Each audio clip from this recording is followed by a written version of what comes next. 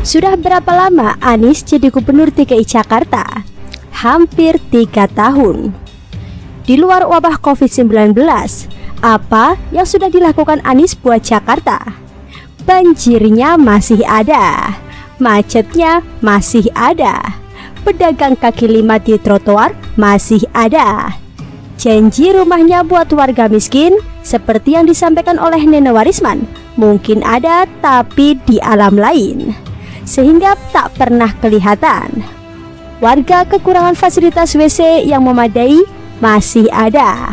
Gerombolan kadrun dan anak sekolah demo pun masih ada. Ketika pandemi melanda, apa yang dilakukan Anies? Ngomong, bicara, alias bermain kata-kata saja. Cari panggung, konferensi pers hampir tiap hari. Di balai kota nggak keluar dari sana. Yang penting kan Anies sukses. Sukses tampil di media. Sukses menjual kata-kata seakan hanya dia kepala daerah yang bekerja di Indonesia.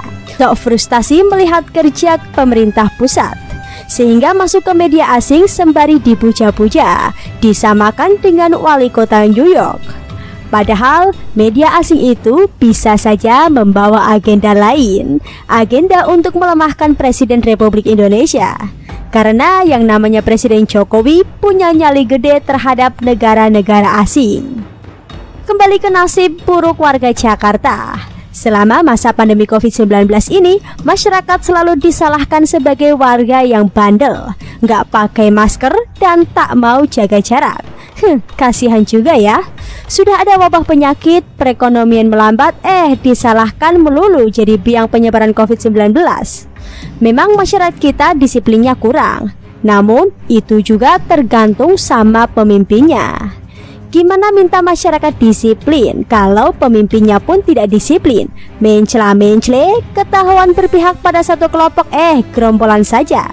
Tanya Anies, kenapa gerombolan 212 tetap dapat izin demo? Padahal katanya selama pandemi ada larangan berkerumun dan berkumpul. Pesta kawin saja dibubarkan, kok demo malah dipelihara?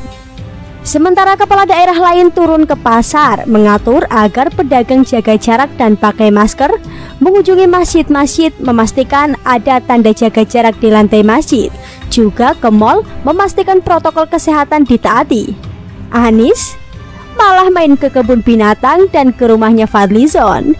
Gimana minta dan ngajari agar masyarakat Jakarta jadi disiplin menaati protokol kesehatan jika dia sendiri tidak bisa memberikan tauladan? Sebuah pernyataan epik netizen masih terngiang di kuping kita.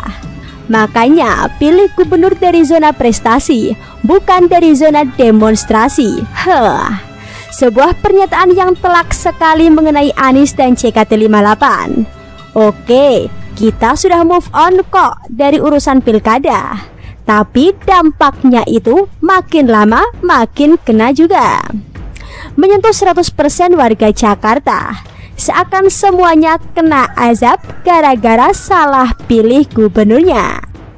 Pertama, terungkap dari data Badan Pusat Statistik atau BPS bahwa ekonomi Jakarta lebih buruk daripada ekonomi nasional. Sementara perekonomian nasional turunnya di angka 5,32%, Jakarta nggak mau kalah. Dia lebih turun lagi di angka 8,22%. Katanya sudah mengantisipasi COVID-19 sejak Januari. Katanya Anies siap memfasilitasi kegiatan perekonomian Jakarta. Katanya mau bantu penumbuhan usaha mikro dan menengah agar bangkit lagi. Katanya Jakarta sebagai pusat perekonomian akan memainkan peran besar di Indonesia selama pandemi.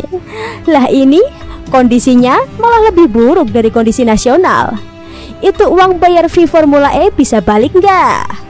Uang sejumlah 560 miliar rupiah itu bisa ngasih makan jutaan warga Jakarta loh. Atau bisa digunakan buat modal usaha atau banyak hal lain yang lebih berguna. Kedua, ini nih, mencela-mencela lagi dan ketahuan nggak dikerjain sebelumnya. Tentang urusan banjir.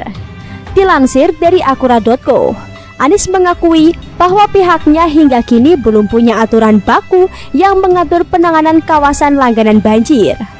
Bahkan bagaimana penanganan korban banjir dan pengungsi? What? Tidak ada SOP baku yang digunakan untuk masyarakat di sekitar situ sampai pada saat penanganan pengungsinya pun itu setiap tahun kita buat seakan baru banjir pertama kali, kata Anies. Kita merasa banjir ini rutin, tapi pada saat yang sama cara kita merespons banjir itu eksidental, pungkasnya. Terus Pak Anies, selama 2,5 tahun ngurusin Jakarta kemarin-kemarin itu ngapain aja? Kenapa tidak bikin SOP yang sesuai dengan kondisi masing-masing tempat? Bikin SOP doang loh ya, tepok jidat deh kita. Di artikel berita yang sama, Anies menyebut bahwa anggaran banjir akan diambil dari pinjaman 12,5 triliun rupiah dari pemerintah pusat, karena duit Pemprov sudah dialihkan ke COVID-19. Padahal dalam berita sebelumnya, pada bulan Juni lalu, Anies mengatakan bahwa masih ada anggaran buat penanggulangan banjir. Kebiasaan main kata-kata, mencela-mencele melulu. Ketiga, nah ini soal COVID-19. Sepertinya Jakarta malah ingin terus jadi nomor 1 dalam penyebaran COVID-19. Angkanya terus bertambah, tapi kebijakan yang diambil malah kontraproduktif. Ini dikritik habis oleh fraksi PSI DPRD DKI Jakarta. Yang disorot sekarang adalah penerapan ganjil genap. Katanya buat menanggulangi kemacetan.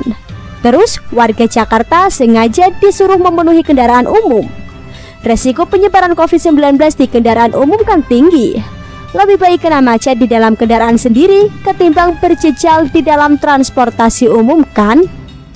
Jika ganjil genap diberlakukan, maka akan semakin banyak warga Jakarta yang berdesak-desakan di transportasi umum. Kebijakan ini sangat membingungkan. Jelas anggota DPRD DKI Jakarta dari fraksi PSI, Antoni Winza. Mungkin Pak Anies lelah dan bingung, sehingga akhirnya mengeluarkan kebijakan yang saya rasa bertentangan dengan logika akal sehat, pungkas Antoni. Atau mungkin sudah kehilangan akal sehat. Angka penularan COVID-19 yang tinggi saja disyukuri kok. Bagaimana menurut Anda?